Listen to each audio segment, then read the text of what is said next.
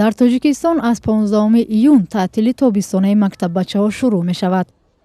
баъди таҳсили чанд моҳа истироҳат орзуи ҳар наврас аст. иттифоқи касаба ки ниҳоди масъули назорат аз лагерҳои истироҳатии наврасону кӯдакон аст аз он изҳори нигаронӣ мекунанд ки аксари онҳо ба қабули наврасон омода нестанд. бино фарсуда ҳастанд, майдончаҳои варзишӣ ба стандартҳо ҷавобгӯ нестанд. албатта таҷҳизотҳои ошхонаҳоро низ метавон гуфт, метавон номбар буд.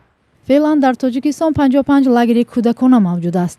ба гуфтаи масъулин шумори ками онҳо барои истиқболи кӯдакон омодаанд. бисёртар омодагӣ ва дар шароити муосир гӯем хато намекунем. ин лагери Шоҳин дар вилояти Сух мавҷуд аст, Ширкен дар шаҳри Турсунзода ва Файзи Истиқлолӣ ки бумтаи иттифоқҳои касабаи маориф вобаста аст, онҳо пурра омода ҳастанд барои қабули кӯдакон. замоне инҷо макони тамошои филмҳо буд. ҳоло ба анбори нигаҳдории алаф табдил ёфтааст. воқеан мо як ҳайати гурӯҳи корӣ аз намояндагони кумитаҳои соҳавӣ аз вазъи мавсими тобистона дар шаҳру ноҳияҳо таҳлил кардем. боиси нигаронӣ аст ки дар минтақаи Рашт ва вилояти Хатлон вазъи ба истироҳати тобистона ҷалб кардани наврасон бисёр нигаронкунанда аст. вазъи бархе аз истироҳатгоҳҳои кӯдакона беҳтар ба назар мерасад.